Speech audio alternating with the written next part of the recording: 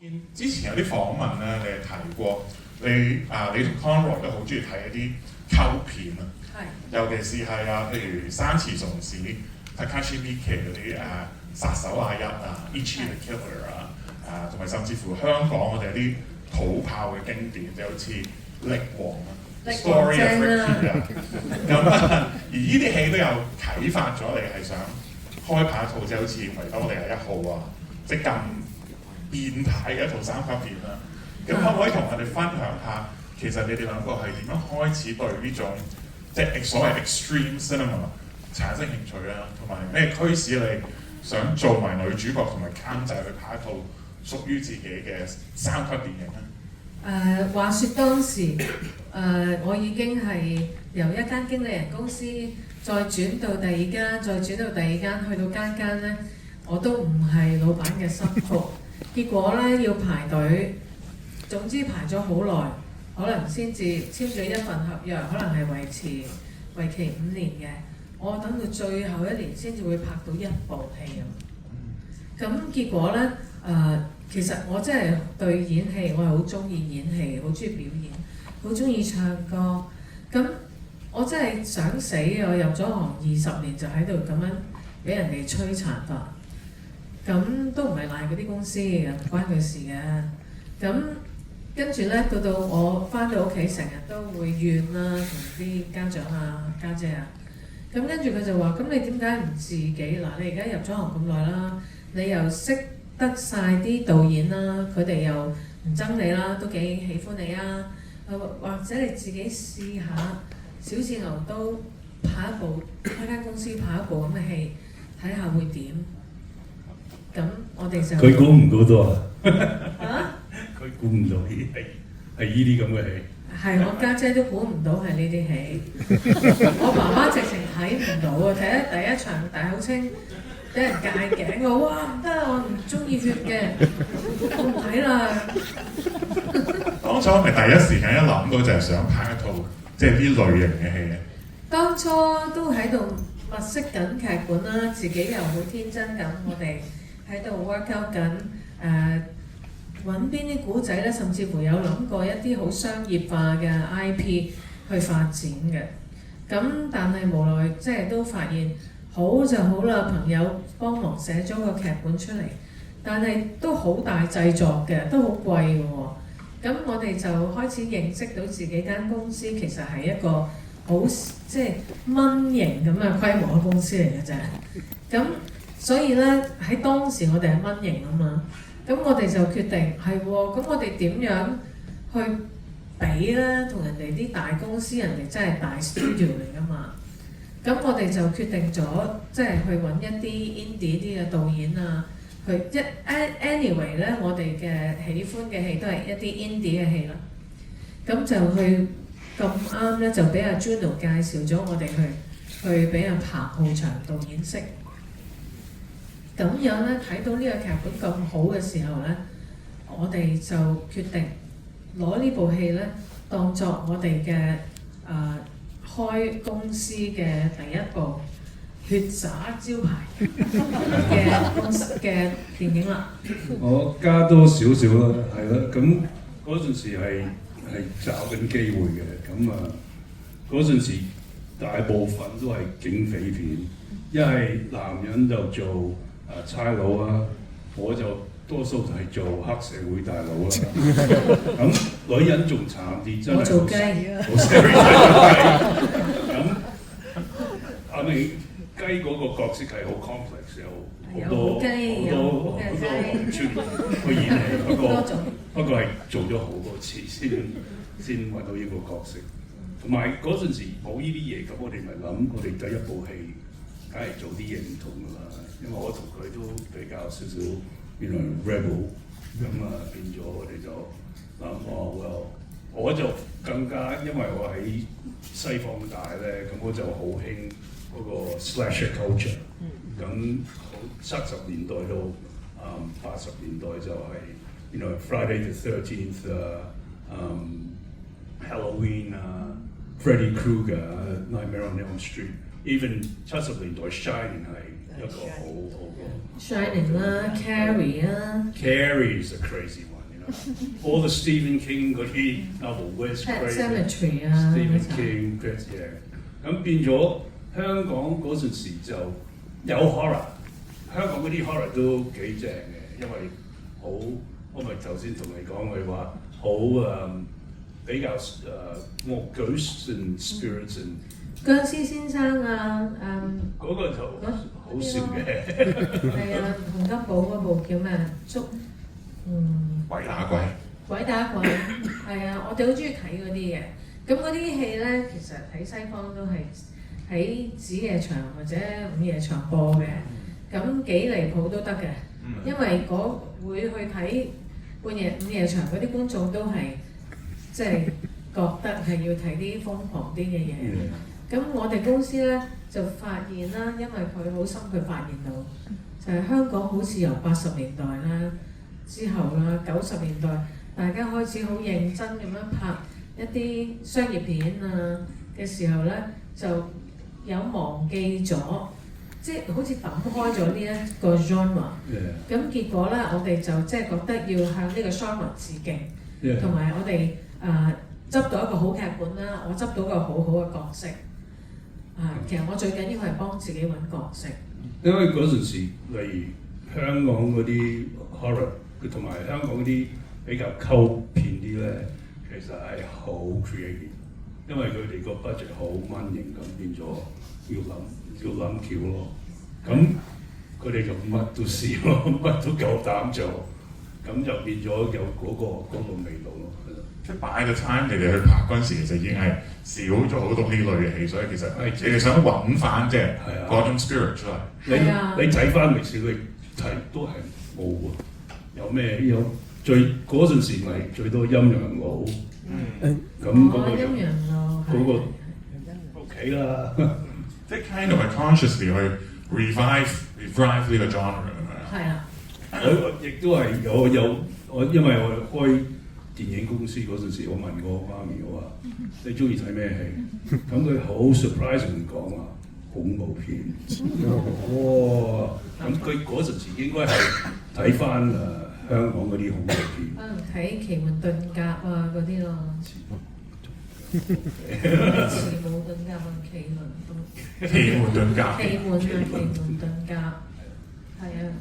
可能大家有少少會唔會鮮為人知少少嘅一樣嘢就係、其實呢套戲原本係阿 Juno 麥浚龍嘅一個 project， 甚至乎佢係自己想扮埋嗰個主角做嗰個殺手喎。咁係你哋點樣揾到呢個劇本，跟住你點樣 persuade 到佢，即係俾你轉做一個你自己嘅 vehicle 咧？真係 Juno 㗎。即係嗰陣時，因為我哋都同佢 friend 咗咁啊。一路喺度同佢傾，咁大家都係 horror fans，咁所以成日傾，我哋應該一齊拍啲 horror film 咯。咁變咗有個呢個機會出現咗，咁佢就介紹咗彭浩翔俾我哋識。佢介紹咗呢個劇本俾我哋知道，佢介紹咗彭浩翔導演俾我哋認識，跟住我哋一睇個劇本，我就話：咦，其實可唔可以加多個殺手俾我咧？得唔得㗎咧？會唔會兩個咧？咁跟住彭浩翔話俾幾個禮拜佢諗完之後，佢都係翻嚟話唔得，殺手只得你一個，你兩個猜掂佢啦。咁結果我哋就即係好凝重咁樣嗌 Juno， 咁 Juno 就話：好啦，其實我好想做嘅，不過彭浩翔又覺得即係好似女仔做仲得意啲，咁跟住就同 Juno 講，咁啊 Juno 就話好啦，咁你幫我監製我下部戲啦 ，which is 佢嗰部叫咩？復仇者之死。復仇者之死。咁我都話翻俾佢啦，因為佢嗰度都做得好，非常之好，然後好投入啊佢又喺韓國贏咗最佳男主角。韓國啦，同埋喺蘇聯都攞咗最佳編劇嘅獎啦，同埋最佳導演獎。係啊，黃精武攞咗最佳導演獎。咁變咗呢個還飯嘅話，咪即係以後合作落去咯。咁個主角原本由一個男人變咗個女人嗰時，使唔使做好多改動？冇乜改動。即係原本佢同屋企人嘅關係嗰啲都係，即係同而家個版本差唔多。差唔多嘅啫，係啊。即係最主要嗰個女仔就係、即係個女主角個鄭麗嫦啦，佢要係受到好多嘅抑鬱啦，同埋其實鄭麗嫦喺我心目中咧，我覺得佢咧唔關淨係受唔受抑鬱事，我覺得佢根本就係有一種嘅即係癮啊，有一種癮啊，同埋咧佢係佢係一個 cycle 嚟嘅。She's a cycle. Well, that's another good movie, Psycho. 佢係 cycle 嚟嘅，因為只有 cycle 先至會係咁樣去對呢個社會對佢不公佢咁嘅反應咯。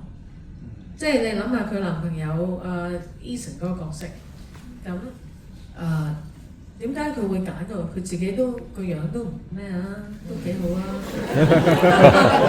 個樣都唔咩。係。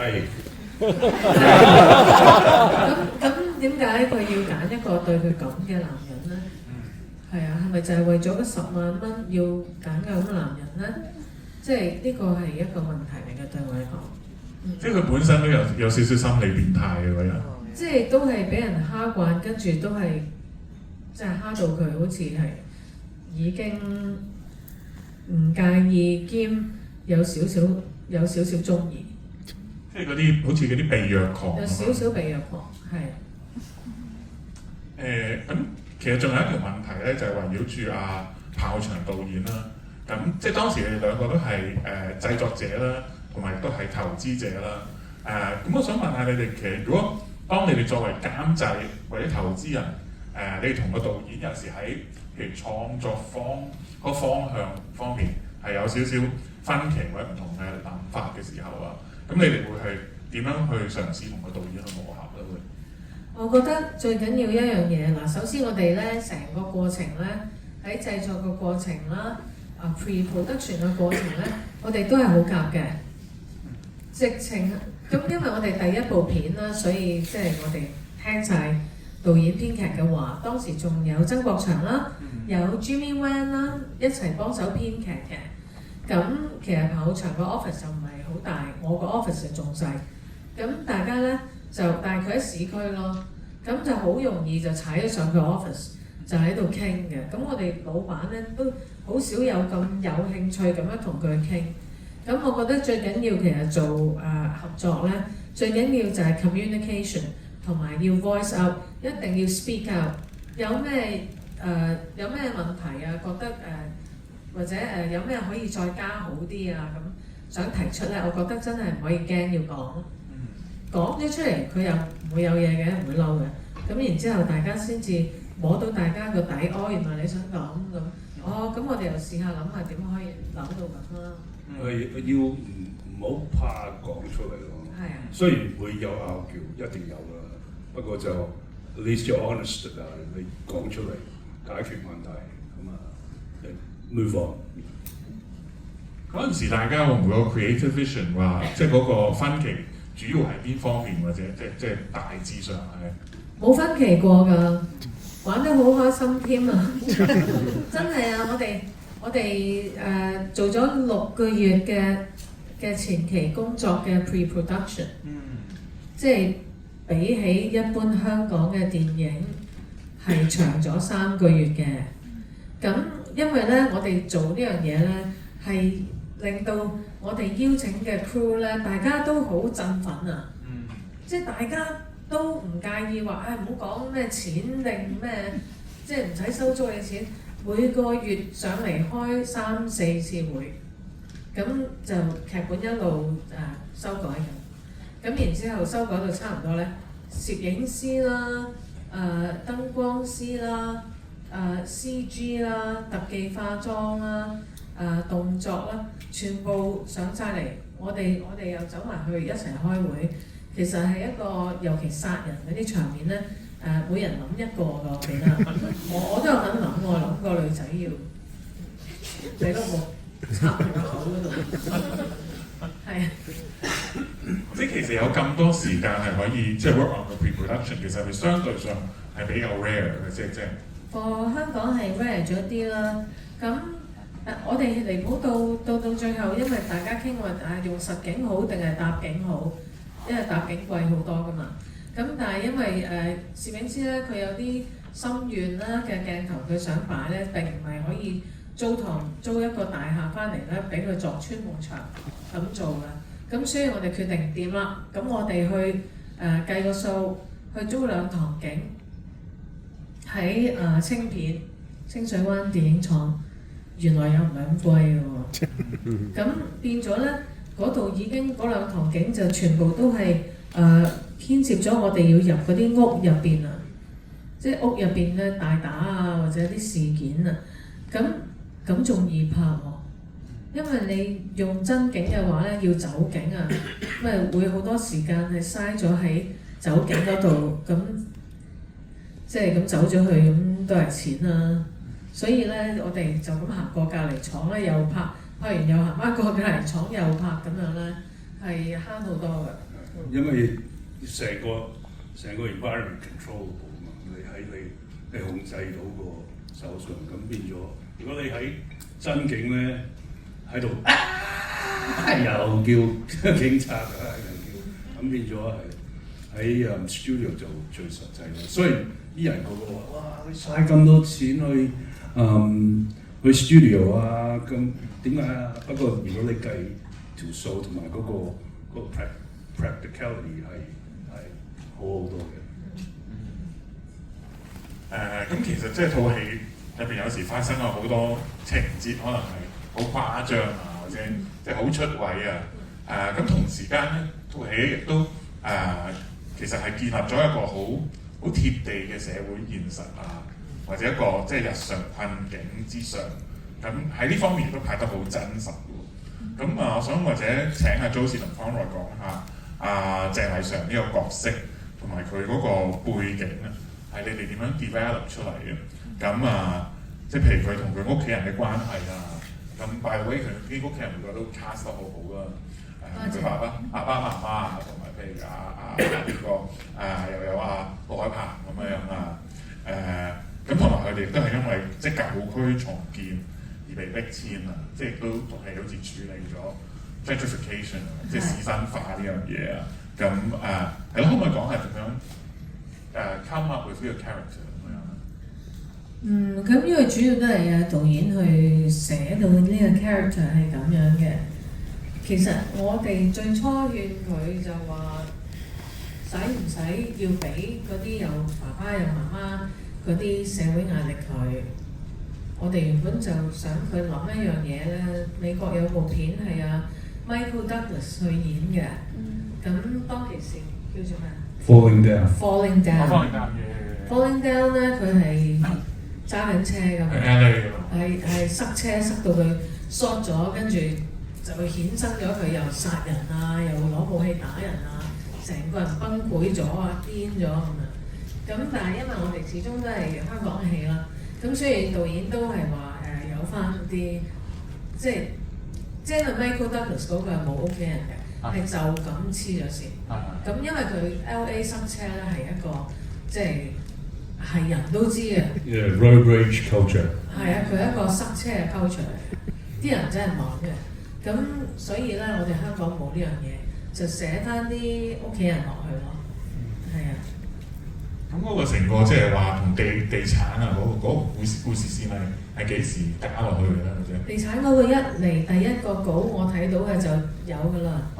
咁我一睇我就覺得，哇！呢個好似啱我哋公司喎。如果做第一部戲，因為佢又講到，佢又掂到少少社會嘅意義啦，發生緊嘅事啦，兼且佢亦都其實佢係一部 slasher。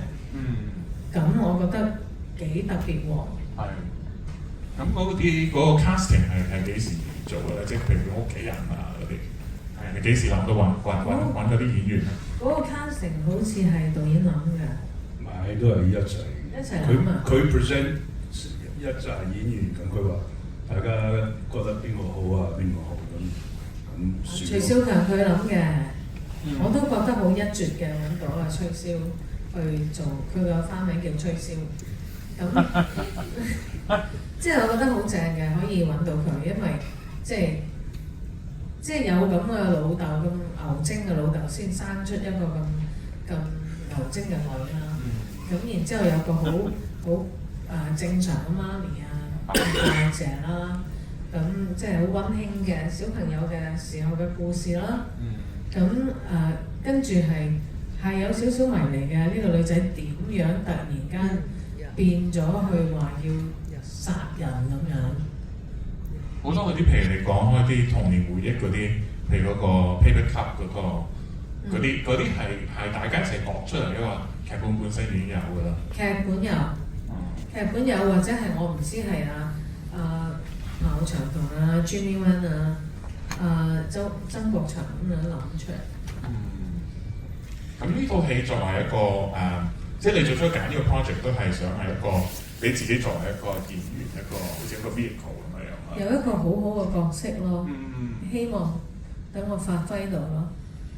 咁其實你作為一個演員，平時你係會點樣 approach 一個好似譬如鄭偉常嘅呢個咁嘅 role 啊？即係你係會好似嗰啲 method acting 嗰啲，即係完全係投入晒呢個角色，即係不論 on camera 又 off camera 啊，因為係好講同其他演員擦出啲咩火花，即係 on location， 即係拍緊嗰陣時，或者係啲 physical training 嗰啲。我諗呢個戲咧 method acting 都有啲唔係好需要，雖然當時都曉 method acting， 但係咧我覺得呢部戲咧 improvisation 好緊要，即興呢樣嘢好緊要。咁因為你都唔知道對方，就算係曾國祥演翻，你都唔知道周俊偉咁，我哋好 friend 啦，我都估到佢點演㗎。咁但係我哋都要好多火花嘅，係啊，所以我都冇將自己諗死咗去 method acting。係啊，呢部冇啊，呢部唔需要。呢部戲其實有啲嗰啲殺人場面嗰啲，其實都 physically 都幾 demanding 喎，即係嗰陣時使唔使？譬如 choreography 方面，或者甚至乎 physical training 嗰啲，特別 choreography 嗰方面咧，我哋真係興奮到咧，即係我哋唔係變態㗎，但係我哋成扎咧好早就上去開會㗎嘛。咁錢嘉樂就係我哋嘅即係 action choreographer 咁啦。跟住CG 負責 CG 嘅就係而家《尋秦記》嘅導演啦，阿高輝。咁當時咧導演即係我哋都會話呢個係咪個女仔擔住嚿木嗰個會唔會係 CG 做㗎？咁高輝係同我哋都幾 friend 嘅，所以咧佢就同我講話喂，呢個唔好 CG 做啊，好貴啊會。呢個咧你揾個特技化妝翻嚟，佢有辦法整個牙套俾佢咧，箍住一個發泡膠咁嘅嘢咧，咁佢就可以周圍行㗎啦，即係對佢個口。對佢啲牙唔會有影響嘅，咁成班咧同阿錢嘉樂咧就即係舉手嘅，我哋好似上堂咁咧，即係呢一個應該點食咧，佢舉手，我想佢咁樣嘅。即係殺人嗰啲場面係度得特別開心嘅。係，所以呢部真係奇幻片嚟嘅，係冇可能發生嘅，但係即係我哋就。好興奮啦，因為冇可能做㗎嘛。咁但係作為演員，你有冇記得有冇邊幾場戲你覺得係特別 challenging 嘅咧？或者你覺得即係當時會特別 challenging， 我諗會係老豆死嗰場啦，嘗試用好多個 choice 去演佢啦。咁但係其實你越演佢咧，就越唔似嘅喎，唔似一個 cycle。即係反而唔好咁大反應，又喊又成咁啦，即係我覺得反而平平淡淡，一個黐線嘅人係咁㗎，係啊，佢唔會好大反應嘅。咁即係氧氣罩嗰場記唔記得拍咗幾多 take 啊？我記得拍幾多個 take， 我諗拍幾多 take？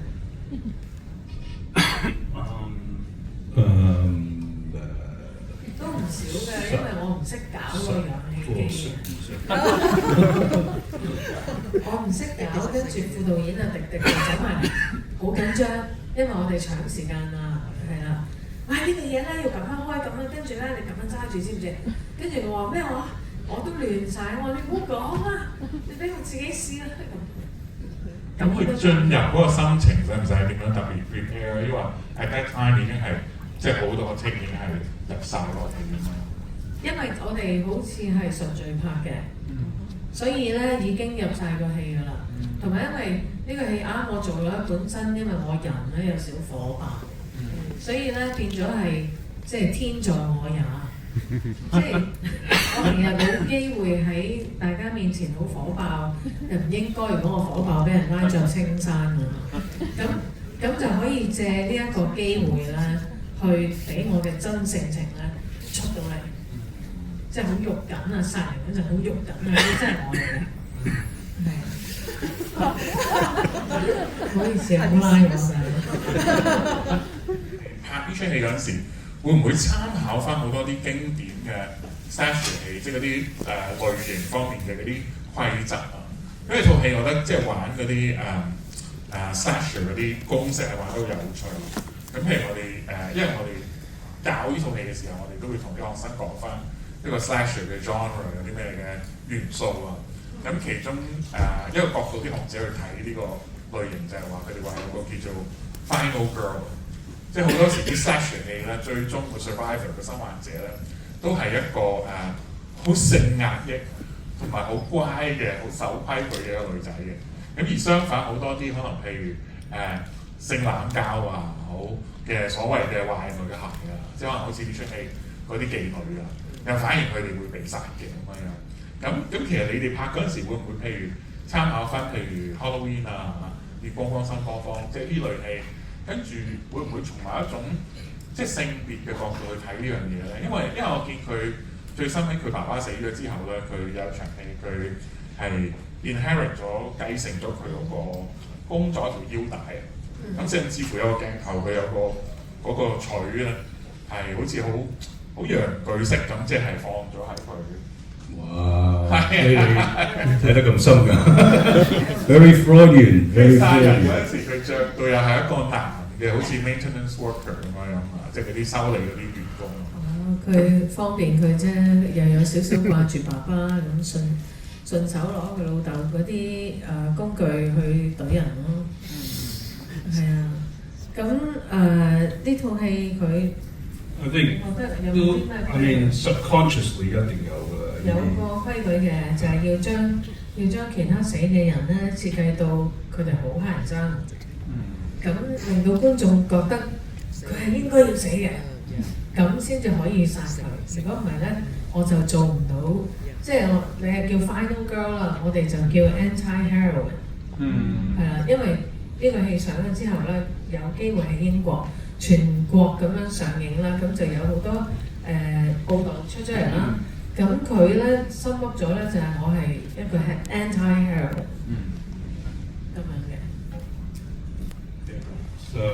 咁啲度嗰啲，因為之前有咁多 slasher film 啦，咁佢哋殺嗰個方法都多㗎嗰陣時，所以我哋要諗，you know it's like one up on 嗰啲戲就要咁做啲咯。咁拍嗰陣時或者 pre-production 嗰陣時，有冇一啲具體嘅 slasher film 你哋會即係都參考下咁樣？參考咗一套恐怖過我哋好多嘅，叫即係恐怖嗰個，一個法國片啊，講一個大肚嘅女人，佢 paranoid， 即係有大肚症啦，咁咩都驚啦，咁然之後即係好誇張嘅，好多血同埋。好平嘅做法，講佢即係又係唔知冇講到明佢係咪有少少黐線，好似我哋而家維多利亞1號咁樣，冇講明，但係佢肯定係黐線嘅，即係佢由你知大肚婆佢哋會有少少嗰啲 postnatal syndrome， postnatal syndrome， 咁產後抑鬱嗰啲，係啊，產前都抑鬱。咁咁跟住連佢阿媽都殺埋嘅，係啊，好激進嘅。好嗰套戲仲激過我哋。激過我哋啊，係。同埋少少 more realistic 咁變咗好 crazy 好 crazy。係啊，講過大肚婆成日都覺得間屋咧有賊啊，好似因為有一個賊入過去，跟住佢懟冧咗佢，然之後佢就不斷咁樣覺得會繼續有賊入嚟，結果佢阿媽去探佢，佢都覺得佢阿媽變咗賊。咁其實出戲《葉船》入邊嗰啲場面有冇都有啲受呢套法國片影響，即係大肚婆嗰啲，因為嗰啲喺戲院睇嗰陣時，《葉船》嗰幾場係，哇！即係睇到啲觀眾係反應好大，係咪？係啊，嗰個法國片仲嗰個仲激好多，仲激啲啊！咁深刻佢哋大咗肚有咗嘅，咁然後佢咪 cut it so full。哇！好似係自己剪開自己啊！好癲嘅，好癲嘅。